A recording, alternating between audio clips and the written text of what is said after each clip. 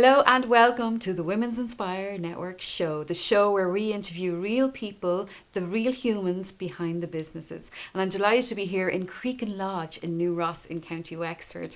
And today we have with us the superstar of the natural skincare space, Niamh Hogan from Holos Skincare. Niamh! Hi. She's giggling at my description there. Superstar. You Yeah, are okay. a I have a lot to live superstar. up to now. But you are a superstar, and you're a superstar to us, definitely, because I've been following your journey for quite a while. Now, our viewers might not know you, though, so do you want to tell us a little bit about yourself and how you started out? Yeah, so I suppose I started out as a holistic therapist.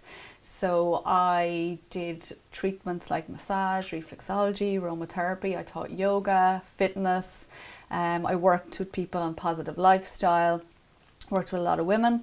And I suppose the skincare it was an organic transition from that.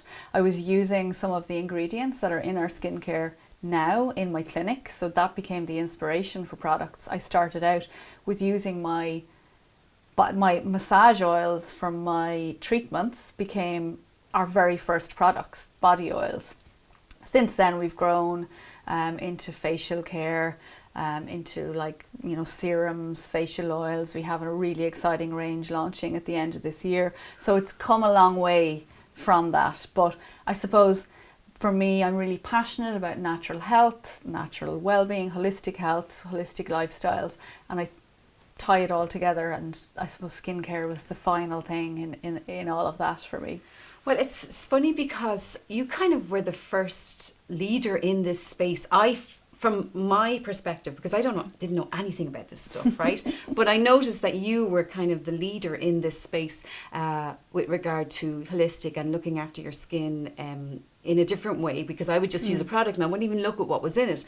Whereas you actually go into what's in it and you're very careful about what you use. And I've used your products, I have to say, that Good Morning, the moisturizer. Yeah. Oh, I just love it. So I highly recommend it if anyone's watching and they haven't checked it out yet.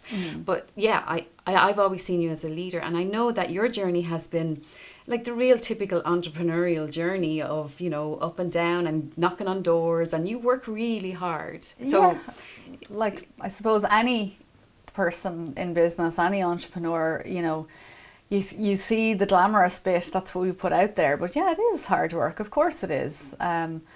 It hasn't been easy. It's never easy. But I mean, there's something in an entrepreneur's blood that makes them just want to keep banging their head off the wall and hoping that one day it doesn't hurt. Yes, I get that. But I suppose Ireland is a really good place for skincare.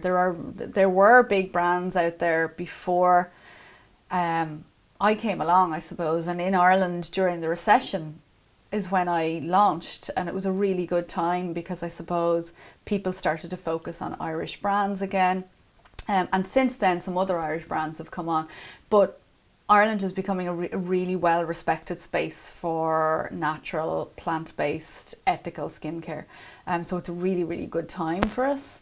And I'm really excited about the future for it. We're really, with this new range that we're launching, we're going to step up from natural skincare. Ooh. Like there's nobody else doing what we're about to do. So it's very exciting. That Can't say sounds- anything else. Oh, exclusive here on the Women's Inspire Network show. But I can't wait to hear more. So definitely keep in touch with us and let us know when that's happening.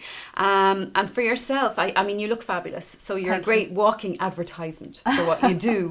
I know that I have my bad habits like my Coca-Cola and my vape. And, I probably wouldn't use the most ethical products and ingredients. Yeah. But I do have more of an awareness around it because of the stuff that you put out on social media. You use social media a lot, actually, don't you?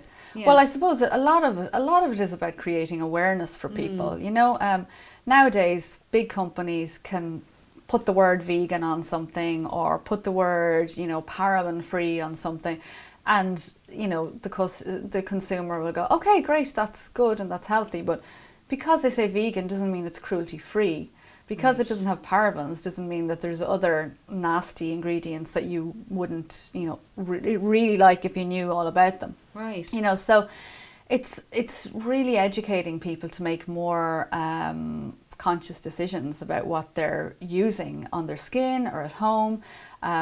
But obviously the main thing is that we have products that work. So True. it is a huge Yeah. challenge, which I have discovered, to create really good products that work in the natural space and be very ethical. Like tying all of those things together is a massive challenge. Like we just had,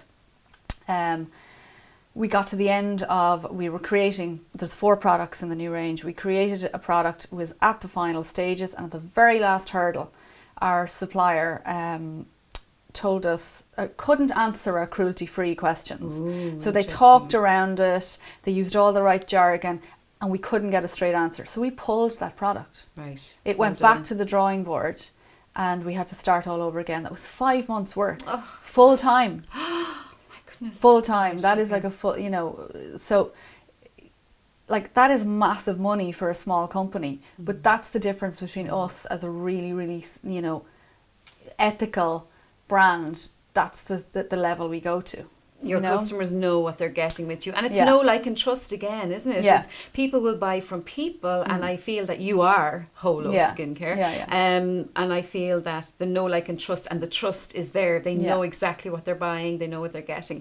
And I would recommend anyone try them, definitely. If we'll put the website at the end of the show so you can check Niamh out. And you're on Instagram and Twitter. Instagram, and, Facebook, Twitter, yeah. And the how have usual. you found that for sales, just for anyone watching? You know, the online thing changes all the time. You know, if you had asked me 3 or 4 months ago, I would have said all our interaction would be coming through Facebook. But like Instagram has suddenly just taken over altogether. Right. So it's most of it is Instagram. Interesting, Now we yeah. still use Facebook. We have to, obviously. Yeah. Twitter then is great for connecting with other business people. Really good for Decision makers, isn't it? journalists, Yeah, yeah. and you know, keeping an eye on the on what's going on. Yeah. For me, it's definitely not the place where I connect with the end user. That's definitely Instagram. Yes. Facebook.